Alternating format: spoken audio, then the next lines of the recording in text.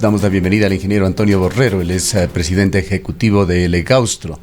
Ingeniero Borrero, las contingencias provocadas por los ríos son sesionales, con diversas características. Graves problemas se provocan año a año. Quisiéramos conocer su opinión sobre lo que sucedió este domingo.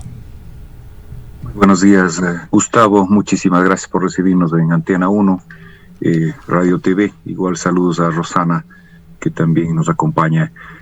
Pues la situación es compleja, ¿no? Estamos en una época invernal que está golpeando de una manera fuerte a todo el país y tenemos sustos como el que se dio en Marianza, en Sayausí el día domingo en la tarde.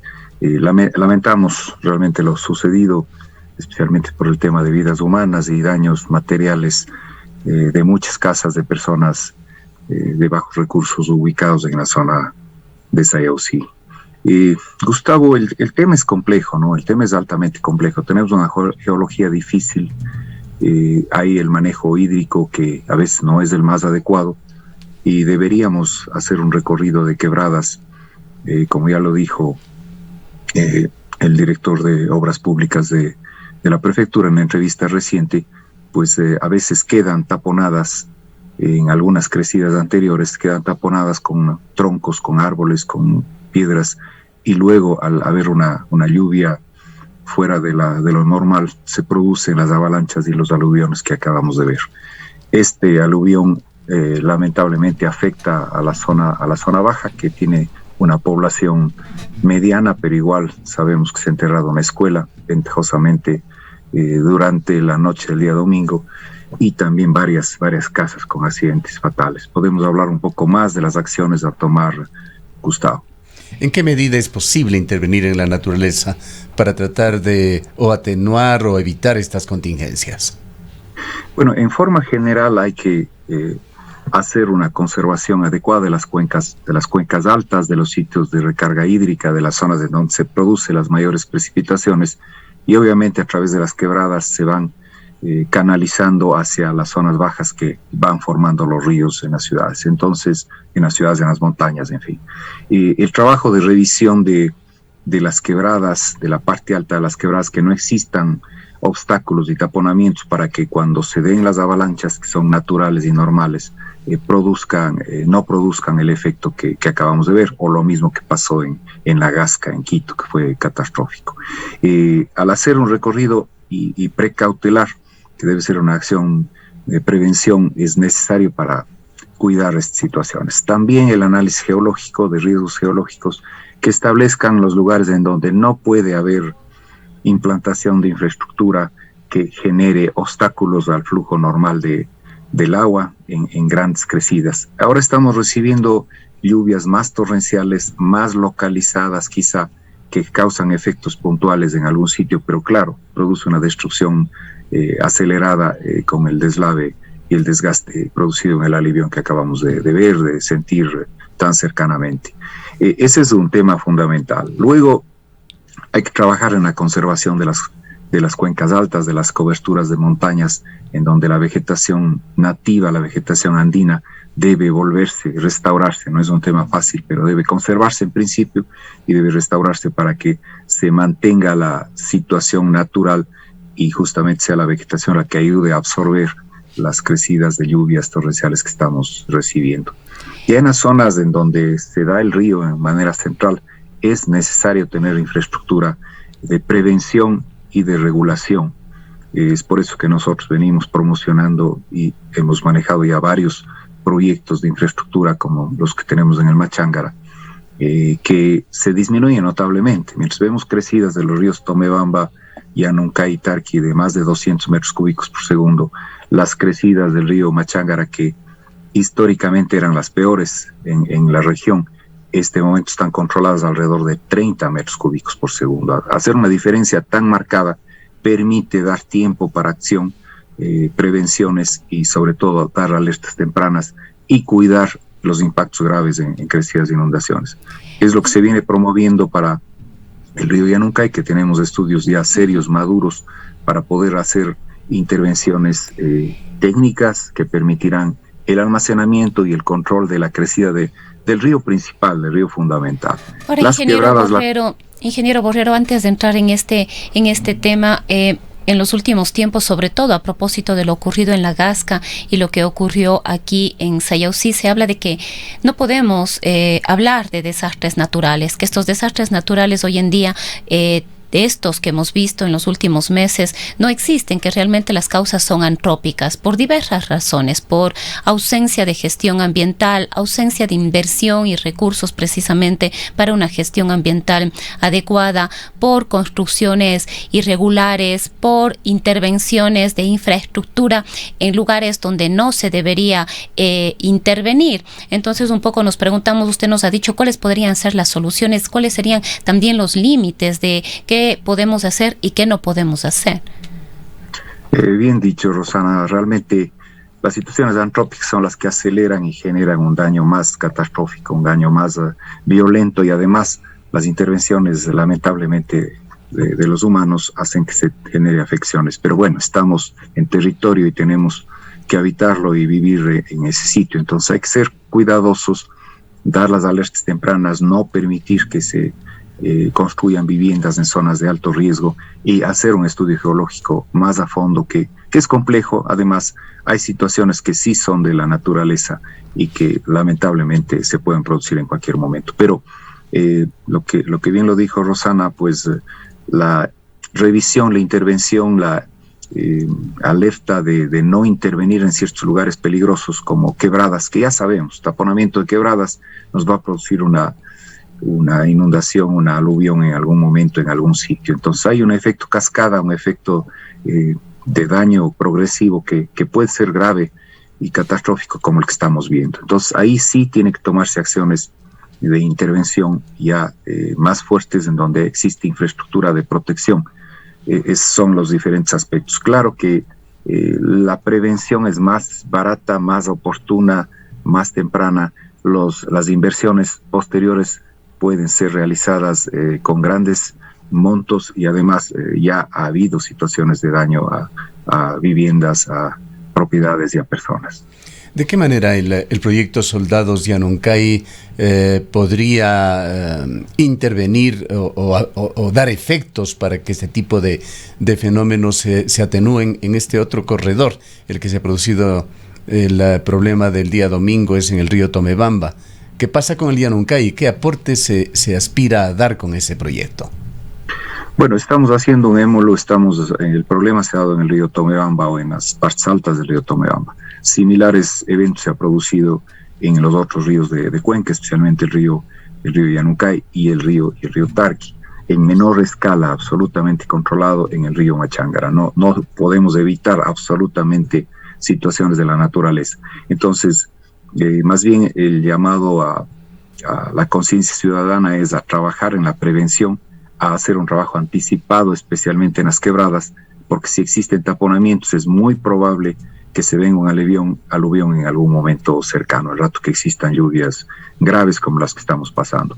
Ya en cuanto específicamente al río Llanuncay, hay un estudio del cordón umbilical fundamental de la columna vertebral, que es el río principal, naciendo en la parte alta de Cancán, yendo hacia el Quingoyacu, Bermejos, Llanuncay para llegar a Cuenca. Entonces, ese trabajo está diseñado para el control, pero la presencia de actores que velamos por la conservación es hacer un estudio, un análisis también de las zonas circundantes, en donde se puede ir precautelando y dando las alertas tempranas y creando la infraestructura o el manejo integral de una cuenca hídrica, una zona de recarga de altura, para que se eviten los problemas graves y se den alertas tempranas para que no produzcan los daños por efectos antrópicos con anticipación. Entonces, la presencia de hacer un trabajo cercano permite estar mucho más cerca y poder precautelar y trabajar en pos de esta protección que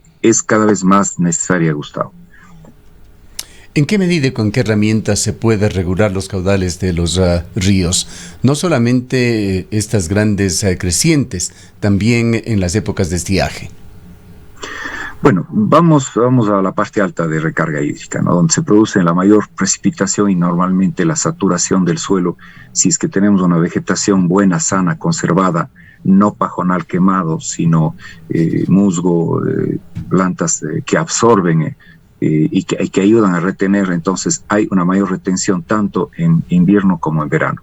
El tiempo de avalancha, el tiempo de escorrentía que se produce en una zona conservada es mucho mayor, de manera que hasta que llegue la crecida, la cresta de la zona baja del río, se ha dado un tiempo suficiente para que puedan tomarse acciones, e inclusive la naturaleza va permitiendo un flujo más regulado y más normal.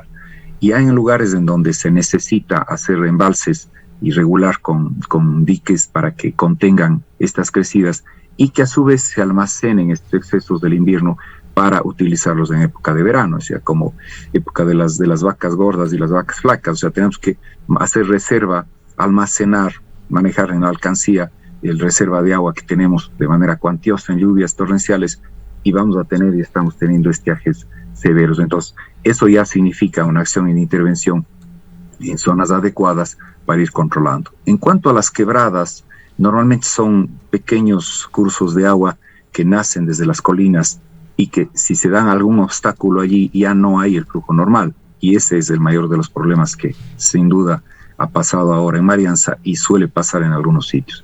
Hay que hacer recorridos permanentes. La ayuda de drones nos ha permitido observar con anticipación qué puede estar pasando en la parte alta y tomar precauciones, hacer ciertos controles, y también es el manejo de la vegetación. Vimos en la Gasca, por ejemplo, que ya en la zona muy alta de Pichincha se tenía sembrado eucaliptos, cambiado la cangagua que tiene en la parte alta, que de alguna manera tiene capacidad de retención, por tierra cultivada, y eso destruye la capacidad de retención y además alimenta al gran volumen de masa que fluye hacia la parte baja del aluvión, causando los problemas de inundaciones, deslaves crecidas y toda la masa de lodo fluyendo sobre las poblaciones y casas. Ingeniero Borrero, una de las experiencias positivas es precisamente la gestión de la cuenca del Machángara en lo que tiene que ver al control y regulación de los caudales, tener agua cuando hay sequía y precisamente controlar inundaciones cuando hay exceso de lluvia. En el caso del proyecto Soldados Yanuncay, ¿se puede comparar las acciones de la cuenca del Machángara a lo que va a ocurrir de alguna manera con este nuevo proyecto hidroeléctrico que no está exento de críticas y fuertes oposiciones? Efectivamente, Rosana, el estudio del río Yanuncay está orientado a que primero tengamos un sitio adecuado donde hay la capacidad de almacenamiento y donde hay la infraestructura y características de roca para poder construir un embalse.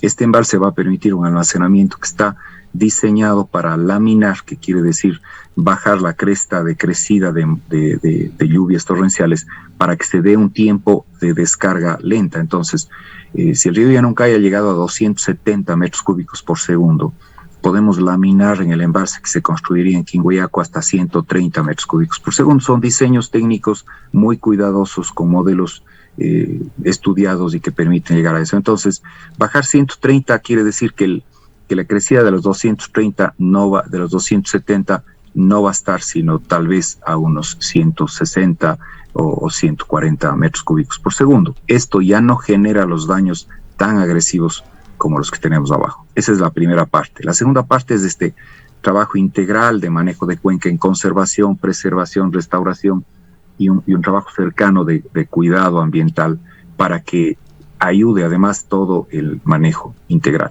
¿Qué vemos en el Machángara? No solamente es la presencia de infraestructura, sino es la presencia de cuidado ambiental, preservación, conservación de especies de fauna y flora nativas que mantienen el hábitat y el equilibrio ecosistémico allí para que se pueda conservar estas condiciones que habíamos mencionado inicialmente. Cuando hay un incendio, que lamentablemente los tenemos, controlamos la mejor manera, evitamos que se den los incendios y controlamos de la mejor manera, pero cuando hay un incendio vemos el deterioro rápido y ahí ante unas lluvias torrenciales el flujo rápido y la escorrentía que lleva a arrastrar material y a generar los daños que sentimos en la parte baja. Entonces son actividades complejas, no de un rato al otro, lleva mucho tiempo. En el Machángara venimos trabajando 23 años ya. Lo que invitamos a la ciudadanía y queremos intervenir y participar en el río Yanuncay es poder ir tomando estas acciones con la experiencia grande que tenemos conjuntamente con Etapa, el Egaustro y otras instituciones para poder hacer un manejo integral, como ya tenemos conformado el Comité de Conservación de la Cuenca del Río Yanuncay. En motivo del Día del Agua se firmó el convenio del plan operativo, el primer plan operativo anual para este año 2022, que incorpora muchas acciones. Muchas de ellas están en la parte de capacitación, o sea, instruir a los jóvenes, a los niños, a todos los ciudadanos que están en territorio para que tomen las precauciones, eviten los daños innecesarios, no generen acciones antrópicas que deterioren las condiciones ambientales. Entonces, es un tema integral, Gustavo y Rosana, no es un tema de solamente poner un muro ahí y decir ya no vamos a tener el problema.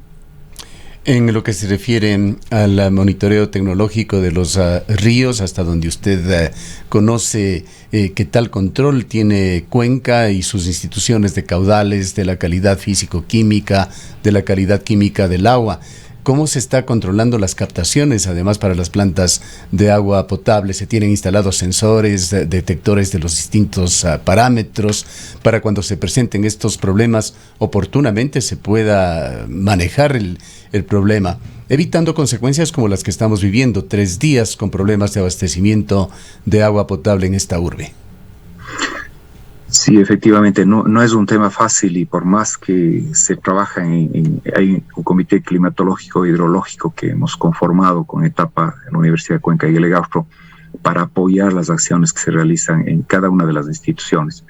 Pero finalmente, al haber un lugar de captación, como podría ser la planta del Cebollar, en donde al haber avalanchas de lodo y acciones del río que impiden el flujo normal, por más bien realizado que esté y que tengamos equipos de medición y sensores, pues se da la avalancha y el colapso. Entonces tiene que haber alternativas de suministro de otras plantas para hacer el transbordo de cierto tipo o a través de las tuberías de conexión de las plantas de agua para que puedan interconectarse y momentáneamente dar una solución temporal.